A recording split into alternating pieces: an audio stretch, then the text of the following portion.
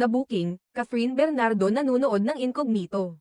Tila naging highlight ng lingguhang episode ng Pilipinas Got Talent nitong linggo ika-14 ng Abril.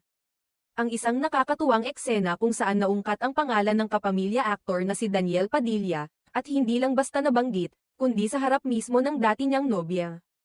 Ang aktres na si Catherine Bernardo. Ang kwelang tagpo ay nangyari habang kinakausap ng panel of judges ang isang contestant na acrobat na gumamit ng German wheels sa kanyang performance. Sa unang bahagi ng kanilang usapan, napansin agad ni Catherine na may pagkakahawig ang hitsura ng lalaking kalahok kay Ronnie Alonte, isa ring kapamilya aktor. Ani Catherine, parang may vibes ni Ronnie. No, ngunit ang mas ikinatuwa ng audience ay nang biglang sumingit si Freddie M. Garcia o FMG, ang dating presidente ng ABS-CBN at isa sa mga resident judges ng PGT. Sa kalagitnaan ng kanilang palitan ng komento, bigla nitong tinanong ang contestant